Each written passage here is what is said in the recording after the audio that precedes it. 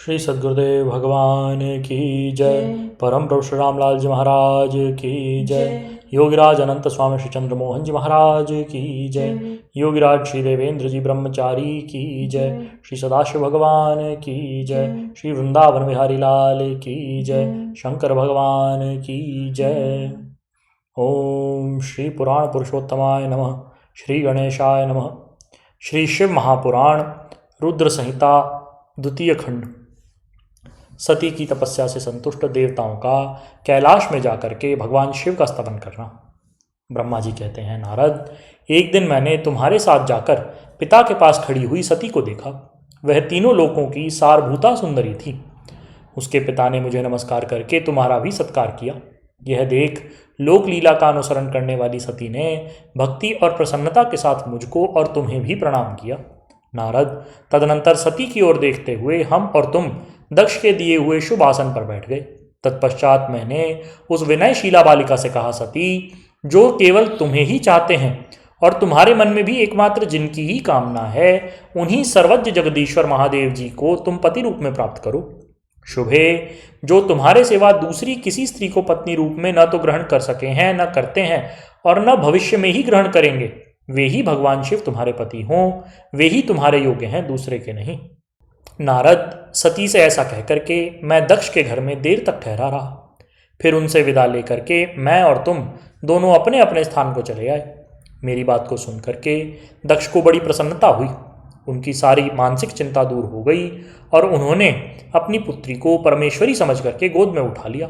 इस प्रकार कुमारोचित सुंदर लीला विहारों से सुशोभित होती हुई भक्तवत्सला सती, जो स्वेच्छा से मानव रूप धारण करके प्रकट हुई थीं, कौमारावस्था पार कर गई। बाल्यावस्था बिता करके किंचित युवावस्था को प्राप्त हुई सती अत्यंत तेज एवं शोभा से संपन्न हो संपूर्ण अंगों से मनोहर दिखाई देने लगी।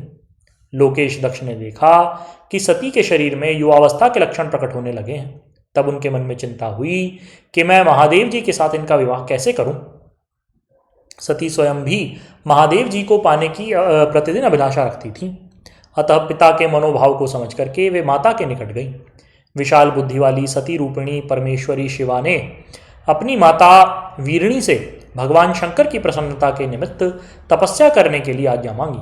माता की आज्ञा मिल गई। अतः दृढ़तापूर्वक व्रत का पालन करने वाली सती ने महेश्वर को पति रूप में प्राप्त करने के लिए अपने घर पर ही उनकी आराधना करनी आरंभ की। आश्विन मास में नंदा प्रतिपदा, षष्ठी और एकादशी तिथियों में उन्होंने भक्तिपूर्वक गुड़, भात और नमक चढ़ा करके भगवान शिव का पूजन किया और उन्हें नमस्कार करके उसी नियम के साथ उस मास को व्यतीत किया। कार्तिक मास की चतुर्दशी को सजाकर रखे हुए मालपुओं और खीर से परमेश्वर शिव की आराधना करके वे निरंतर उनका चिंतन करने लगी। मार्गशीर्ष मास के कृष्ण पक्ष की अष्टमी तिथि को तिल, जौ और चावल से हर की पूजा करके ज्योतिर्मय दीप दिखा करके अथवा आरती करके सती दिन बिताती थी। पौष मास के शुक्ल पक्ष की सप्तमी को रात भर जागरण करके प्रातःकाल खिचड़ी का नैवेद्य लगा करके वे शिव की पूजा करती थी। माघ की पूर्णिमा को रात में जाग करके सवेरे नदी में नहाती और गीले वस्त्र से ही तट पर बैठकर भगवान शंकर की पूजा करती थी। फाल्गुन मास के कृष्ण पक्ष की चतुर्दशी तिथि को रात में जागरण करके उस रात्रि के चारों पहरों में शिवजी की विशेष पूजा करती और नटों द्वारा नाटक भी कराती थी। चैत्र मास के शुक्ल पक्ष की चतुर्दशी को वे दिन रात शिव का स्मरण करती हुई समय बिताती और ढाक के फूलों और दवनों से भगवान शिव की पूजा करती थी। वैशाख शुक्ला तृतीया को सती तिल का आहार करके रहती और नए जौ के भात से रुद्रदेव की पूजा करके उस महीने को बिताती थी। ज्येष्ठ की पूर्णिमा को रात में सुंदर वस्त्रों तथा भटकटया के फूलों से शंकर जी की पूजा करके वे निराहार रहकर ही वह मास व्यतीत करती थी। आषाढ़ के शुक्ल पक्ष की चतुर्दशी को काले वस्त्र और भटकटैया के फूलों से वे रुद्रदेव का पूजन करती थी। श्रावण मास के शुक्ल पक्ष की अष्टमी और चतुर्दशी को वे यज्ञोपवीतों, वस्त्रों तथा कुश की पवित्री से शिव की पूजा करती थी। भाद्रपद मास के कृष्ण पक्ष की त्रयोदशी तिथि को नाना प्रकार के फूलों और फलों से शिव का पूजन करके सती चतुर्दशी तिथि को केवल जल का आहार करती थी। भांति भांति के फलों, फूलों और उस समय उत्पन्न होने वाले अन्नों द्वारा वे शिव की पूजा करती और महीने भर अत्यंत नियमित आहार करके केवल जप में लगी रहती थी। सारे महीने में सारे दिन सती शिव की आराधना में ही संलग्न रहती थीं। अपनी इच्छा से मानव रूप धारण करने वाली ये देवी दृढ़तापूर्वक उत्तम व्रत का पालन करती थीं। इस प्रकार नंदा व्रत को पूर्ण रूपेण समाप्त करके भगवान शिव में अनन्य प्रेम भाव रखने वाली सती एकाग्रचित्त होकर बड़े प्रेम से भगवान शिव का ध्यान करने लगी और उस ध्यान में ही निश्चल भाव से स्थित हो गई। मुने, इस समय सब देवता और ऋषि भगवान विष्णु और मुझको आगे करके सती की तपस्या देखने के लिए गए। वहां आकर के देवताओं ने देखा सती मूर्तिमती दूसरी सिद्धि के समान जान पड़ती हैं। वे भगवान शिव के ध्यान में निमग्न हो उस समय सिद्धावस्था को पहुंच गई थी। समस्त देवताओं ने बड़ी प्रसन्नता के साथ वहां दोनों हाथ जोड़ करके सती को नमस्कार किया। मुनियों ने भी मस्तक झुकाए तथा श्रीहरि आदि के मन में प्रेम उमड़ आया।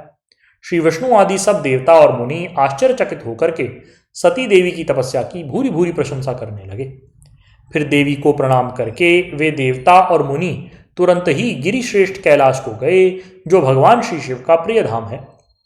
सावित्री के साथ मैं और लक्ष्मी के साथ भगवान वासुदेव भी प्रसन्नतापूर्वक महादेव जी के निकट गए।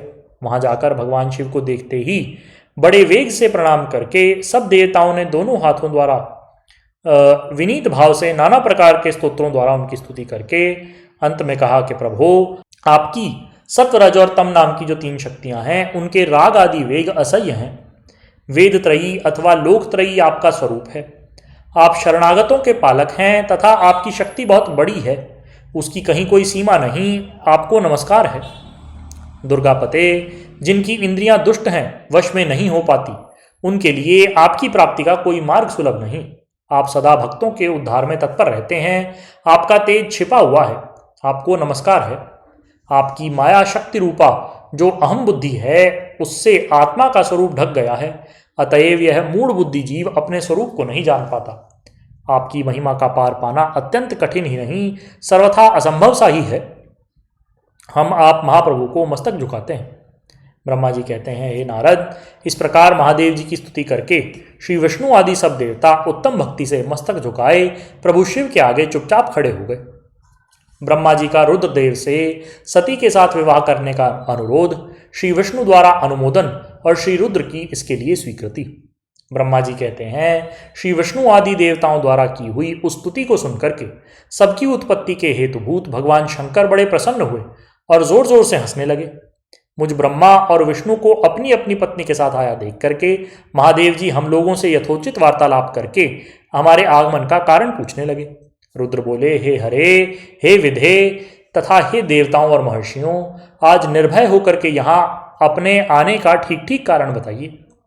आप लोग किस लिए यहाँ आए हैं और कौन सा कार्य आ पड़ा है, यह सब मैं सुनना चाहता हूँ, क्योंकि तुम्हारे द्वारा की गई स्तुति से मेरा मन बड़ा प्रसन्न है।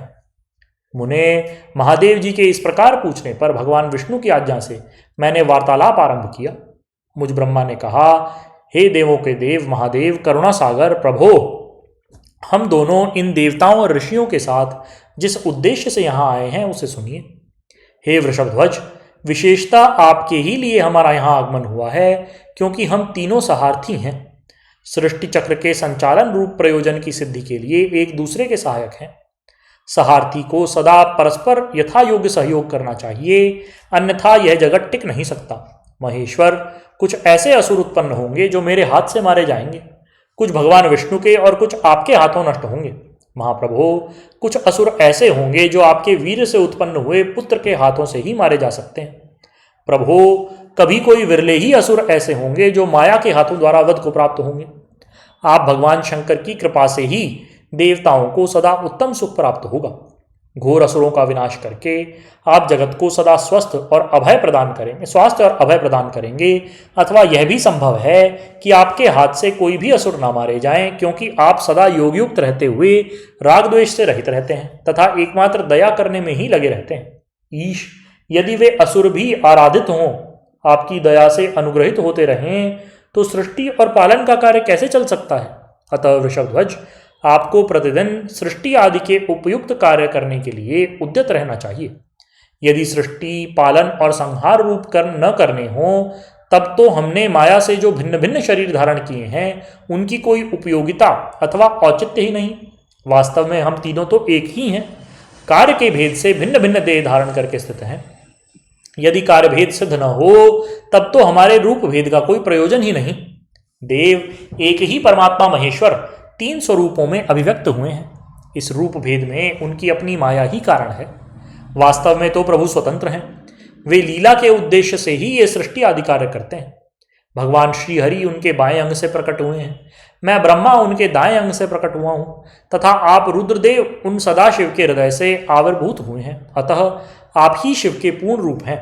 प्रभो, इस प्रकार अभिन्न रूप होते हुए भी हम 3 रूपों में प्रकट हैं।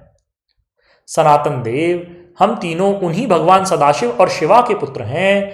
इस यथार्थ तत्व का आप हृदय से अनुभव कीजिए। प्रभो, मैं और श्री विष्णु आपके आदेश से प्रसन्नतापूर्वक लोक की सृष्टि और पालन के कार्य कर रहे हैं तथा कार्य कारणवश सपत्नीक भी हो गए हैं। अतः आप भी विश्वहित के लिए तथा देवताओं को सुख पहुंचाने के लिए एक परम सुंदरी रमणी को अपनी पत्नी बनाने के लिए ग्रहण करें। महेश्वर, एक बात और है, उसे सुनिए। मुझे पहले के वृत्तांत का स्मरण हो आया है। पूर्व काल में आपने ही शिव रूप से जो बात हमारे सामने कही थी वह इस समय सुनाता हूं। आपने कहा था, ब्राह्मण, मेरा ऐसा ही उत्तम रूप तुम्हारे अंग विशेष अर्थात ललाट से प्रकट होगा जिसकी लोक में रुद्र नाम से प्रसिद्धि होगी। तुम ब्रह्मा सृष्टि करता हुए, श्रीहरि जगत का पालन करने वाले हुए और मैं सगुण रुद्र रूप होकर के संहार करने वाला होऊंगा। एक स्त्री के साथ विवाह करके लोक के उत्तम कार्य की सिद्धि करूंगा। अपनी कही हुई इस बात को याद करके आप अपनी ही पूर्व प्रतिज्ञा को पूर्ण कीजिए। स्वामिन, आपका यह आदेश है कि मैं सृष्टि करूं, श्रीहरि पालन करें और आप स्वयं संहार के हेतु बनकर के प्रकट हों।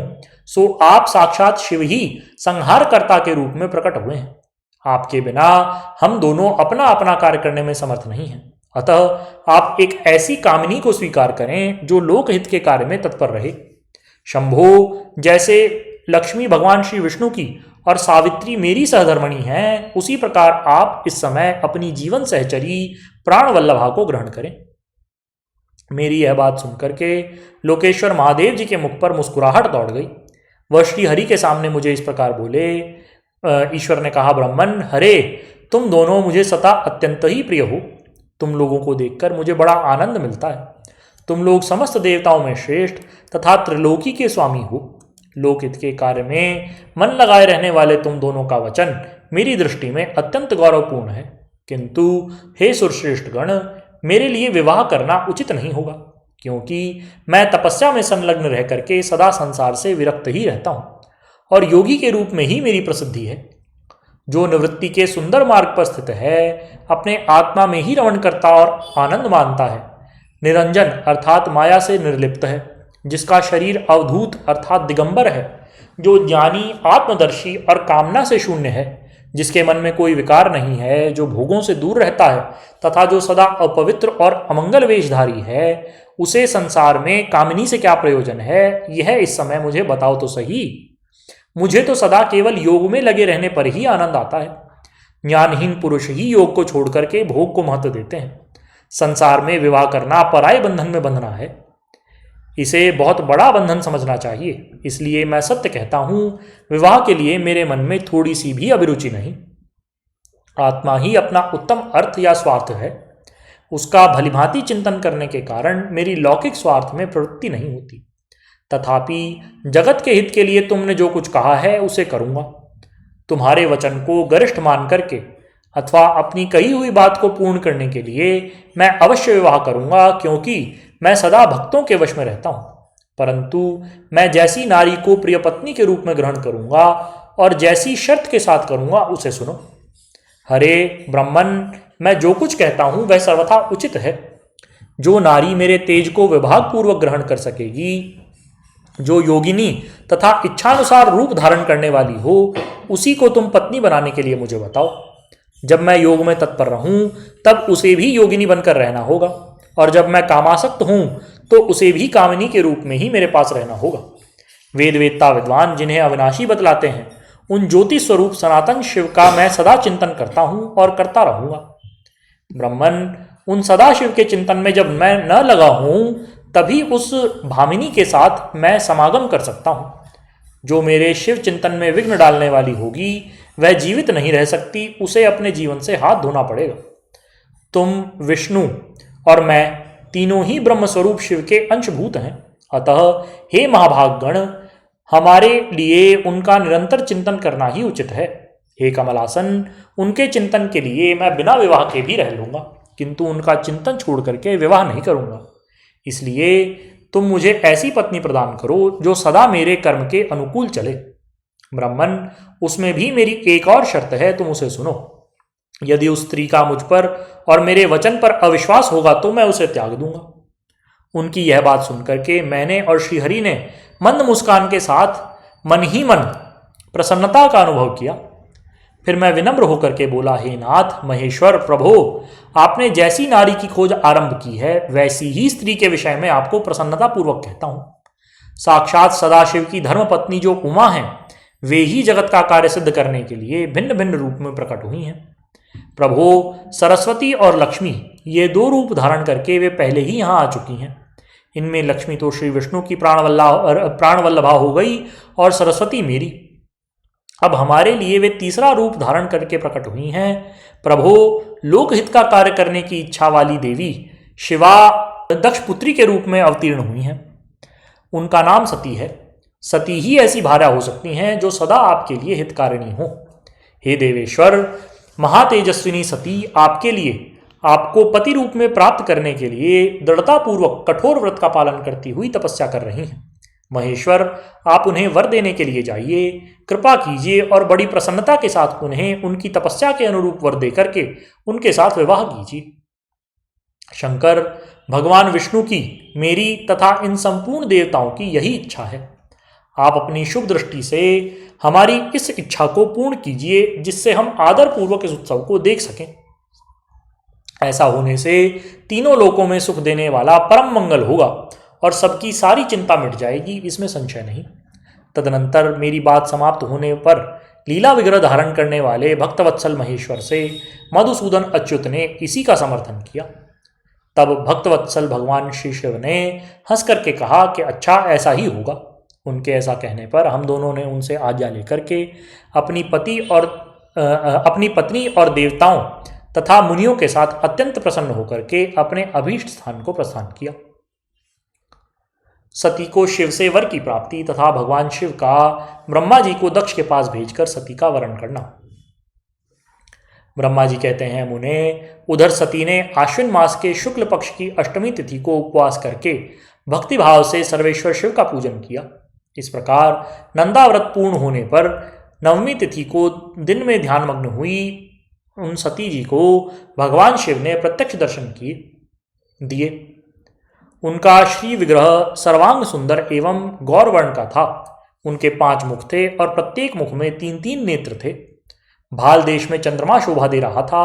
उनका चित्त प्रसन्न था और कंठ में नील चिन्ह दृष्टिगोचर होता था। उनकी 4 भुजाएं थी। उन्होंने हाथों में त्रिशूल, ब्रह्म कपाल, वर और अभय धारण कर रखे थे। भस्ममय अंगराग से उनका सारा शरीर उद्भासित हो रहा था। गंगा जी उनके मस्तक की शोभा बढ़ा रही थी। उनके सब अंग बड़े मनोहर थे। वे महान लावण्य के धाम जान पड़ते थे। उनके मुख करोड़ों चंद्रमाओं के समान प्रकाशमान एवं आह्लादजनक थे। उनकी अंग कांति करोड़ों कामदेवों को तिरस्कृत कर रही थी तथा उनकी आकृति स्त्रियों के लिए सर्वथा ही प्रिय थी। सती ने ऐसे सौंदर्य माधुर्य से युक्त प्रभु महादेव जी को प्रत्यक्ष देख करके उनके चरणों की वंदना की। उस समय उनका मुख लज्जा से झुका हुआ था। तपस्या के पुंज का फल प्रदान करने वाले महादेव जी उन्हीं के लिए कठोर व्रत धारण करने वाली सती को पत्नी बनाने के लिए प्राप्त करने की इच्छा रखते हुए भी उनसे इस प्रकार बोले। महादेव जी ने कहा, उत्तम व्रत का पालन करने वाली दक्षनंदिनी, मैं तुम्हारे इस व्रत से बड़ा प्रसन्न हूँ, इसलिए कोई वर मांगो। तुम्हारे मन को जो अभीष्ट होगा वही वर मैं तुम्हें दे दूंगा। ब्रह्मा जी कहते हैं, मुने, जगदीश्वर महादेव जी यद्यपि सती के मनोभाव को जानते थे तो भी उनकी बात सुनने के लिए बोले, कोई वर मांगो। परंतु सती लज्जा के अधीन हो गई थी, इसलिए उनके हृदय में जो बात थी उसे वे स्पष्ट शब्दों में न कह सकी। उनका जो अभीष्ट मनोरथ था वह लज्जा से आच्छादित हो गया। प्राणवल्लभ शिव का प्रिय वचन सुनकर के सती अत्यंत प्रेम में मग्न हो गई। इस बात को जान करके भक्तवत्सल शंकर बड़े प्रसन्न हुए और शीघ्रतापूर्वक बारंबार कहने लगे, वर मांगो वर मांगो। सत्पुरुषों के आश्रयभूत अंतर्यामी शंभु सती की भक्ति के वशीभूत हो गए थे। तब सती ने अपनी लज्जा को रोककर महादेव जी से कहा, हे वर देने वाले प्रभु, मुझे मेरी इच्छा के अनुसार ऐसा वर दीजिए जो टल न सके। भक्तवत्सल भगवान शंकर ने देखा कि सती अपनी बात पूरी नहीं कह पा रही हैं, तब वे स्वयं ही उनसे बोले कि देवी, तुम मेरी भार्या हो जाओ। अपने अभीष्ट फल को प्रकट करने वाले उनके इस वचन को सुनकर के आनंदमग्न हुई सती चुपचाप खड़ी रह गईं, क्योंकि वे मनोवांछित वर पा चुकी थी। फिर दक्ष कन्या प्रसन्न होकर के दोनों हाथ जोड़कर मस्तक झुकाकर भक्तवत्सल शिव से बारंबार कहने लगी। सती बोली, देवादिदेव महादेव, प्रभो जगतपते, आप मेरे पिता को कह करके वैवाहिक विधि से मेरा पाणी ग्रहण करें। ब्रह्मा जी कहते हैं, नारद, सती की यह बात सुनकर के भक्तवत्सल महेश्वर ने प्रेम से उनकी ओर देख करके कहा कि प्रिय, ऐसा ही होगा। तब दक्ष कन्या सती भी भगवान शिव को प्रणाम करके भक्तिपूर्वक विदा मांग जाने की आज्ञा प्राप्त करके मोह और आनंद से युक्त होकर माता के पास लौट आई। इधर भगवान शिव भी हिमालय पर अपने आश्रम में प्रवेश करके दक्ष कन्या सती के वियोग से कुछ कष्ट का अनुभव करते हुए उन्हीं का चिंतन करने लगे। देव ऋषि फिर मन को एकाग्र करके लौकिक गति का आश्रय लेकर भगवान शंकर ने मन ही मन मेरा स्मरण किया। त्रिशूलधारी महेश्वर के स्मरण करने पर उनकी सिद्धि से प्रेरित होकर मैं तुरंत ही उनके सामने जाकर के खड़ा हो गया। हे तात, हिमालय के शिखर पर जहाँ सती के वियोग का अनुभव करने वाले महादेव जी विद्यमान थे, वहीं मैं सरस्वती के साथ उपस्थित हुआ। देव ऋषि सरस्वती सहित मुझे आया देख करके सती के प्रेम पाश में बंधे हुए शिव उत्सुकता पूर्वक बोले। शंभु ने कहा, हे ब्राह्मण, मैं जब से विवाह के कार्य में स्वार्थ बुद्धि कर बैठा हूं, तब से अब मुझे इस स्वार्थ में ही स्वत्व सा प्रतीत होता है। दक्ष कन्या सती ने बड़ी भक्ति से मेरी आराधना की है। उसके नंदा व्रत के प्रभाव से मैंने उसे अभीष्ट व्रत देने की घोषणा की है। हे ब्राह्मण, तब उसने मुझसे वर मांगा कि आप मेरे पति हो जाइए। यह सुनकर सर्वथा संतुष्ट हो मैंने भी कह दिया कि तुम मेरी पत्नी हो जाओ। तब दाक्षायणी सती मुझसे बोली, जगतपते, आप मेरे पिता को सूचित करके वैवाहिक विधि से मुझे ग्रहण करें। ब्राह्मण, उनकी भक्ति से संतोष होने के कारण मैंने उनका वह अनुरोध भी स्वीकार कर लिया है।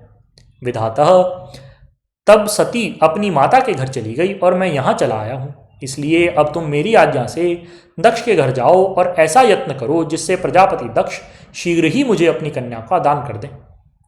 उनके इस प्रकार आज्ञा देने पर मैं कृतकृत्य और प्रसन्न हो गया और उन भक्तवत्सल विश्वनाथ से इस प्रकार कहा। मुझ ब्रह्मा ने कहा, भगवान शंभो, आपने जो कुछ कहा है उस पर भलीभांति विचार करके हम लोगों ने पहले ही उसे सुनिश्चित कर दिया है। वृषभध्वज, इसमें मुख्यतः देवताओं का और मेरा भी स्वार्थ है। दक्ष स्वयं ही आपको अपनी पुत्री प्रदान करेंगे, किंतु आपकी आज्ञा से मैं भी उनके सामने आपका संदेश कह दूंगा। सर्वेश्वर महाप्रभु महादेव जी से इस प्रकार कह करके मैं अत्यंत वेगशाली रथ के द्वारा दक्ष के घर जा पहुंचा। नारद जी ने पूछा, हे वक्ताओं में श्रेष्ठ महाभाग विधाता, बतलाइए, जब सती घर पर लौट कर आई तब दक्ष ने उनके लिए क्या किया? ब्रह्मा जी ने कहा, तपस्या करके मनोवांछित वर पाकर जब सती घर को लौट गईं तो वहां उन्होंने माता पिता को प्रणाम किया। सती ने अपनी सखी के द्वारा माता पिता को तपस्या संबंधी सब समाचार कहलवाया। सखी ने यह भी सूचित किया कि सती को महेश्वर से वर की प्राप्ति हुई है। वे सती की भक्ति से बहुत संतुष्ट हुए हैं। सखी के मुंह से सारा वृत्तांत सुनकर के माता पिता को बड़ा आनंद हुआ और उन्होंने महान उत्सव किया। उदार चेता दक्ष और महामनस्विनी वीरणी ने ब्राह्मणों को उनकी इच्छा के अनुसार द्रव्य दिया तथा अन्यान्य अंधों और दीनों को भी धन बांटा। प्रसन्नता बढ़ाने वाली अपनी पुत्री को हृदय से लगा करके माता वीरणी ने उनका मस्तक सूंघा और आनंदमग्न होकर के उसकी बारंबार प्रशंसा की। तदनंतर कुछ काल व्यतीत हो जाने पर धर्मज्ञों में श्रेष्ठ दक्ष इस चिंता में पड़े कि मैं अपनी इस पुत्री का विवाह भगवान शंकर के साथ किस प्रकार करूं। महादेव जी प्रसन्न होकर के आए थे, पर वे तो चले गए। अब मेरी पुत्री के लिए वे फिर यहाँ कैसे आएंगे? यदि किसी को शीघ्र ही भगवान शिव के निकट भेजा जाए तो यह भी उचित जान नहीं पड़ता, क्योंकि यदि वे इस तरह अनुरोध करने पर भी मेरी पुत्री को ग्रहण न करें तो मेरी याचना निष्फल हो जाएगी। इस प्रकार चिंता में पड़े हुए प्रजापति दक्ष के सामने मैं सरस्वती के साथ सहसा उपस्थित हुआ। मुझ पिता को आया देख करके दक्ष प्रणाम करके विनीत भाव से खड़े हो गए। उन्होंने मुझ स्वयंभू को यथायोग्य आसन दिया। तदनंतर दक्ष ने जब मेरे आने का कारण पूछा तब मैंने सब बातें बतला करके उनसे कहा कि प्रजापते, भगवान शंकर ने तुम्हारी पुत्री को प्राप्त करने के लिए निश्चय ही मुझे तुम्हारे पास भेजा है। इस विषय में जो श्रेष्ठ कृत्य हो उसका निश्चय करो। जैसे सती ने नाना प्रकार के भावों से तथा सात्विक व्रत के द्वारा भगवान शिव की आराधना की है, उसी तरह वे भी सती की आराधना करते हैं। इसलिए दक्ष, भगवान शिव के लिए ही संकल्पित एवं प्रकट हुई अपनी इस पुत्री को तुम अविलंब उनकी सेवा में सौंप दो, इससे तुम कृतकृत्य हो जाओगे।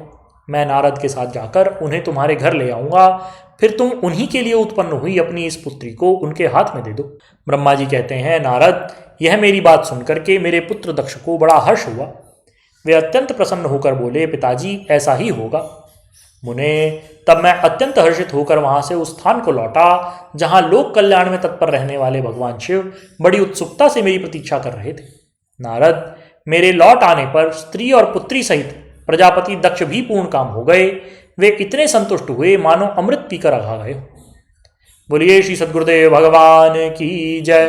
परम प्रभु श्री रामलाल जी महाराज की जय। योगिराज अनंत स्वामी श्री चंद्रमोहन जी महाराज की जय। योगिराज श्री देवेंद्र जी ब्रह्मचारी की जय। श्री सदाशिव भगवान की जय। श्री वृंदावन बिहारी लाल की जय। शंकर भगवान की जय। हर हर महादेव।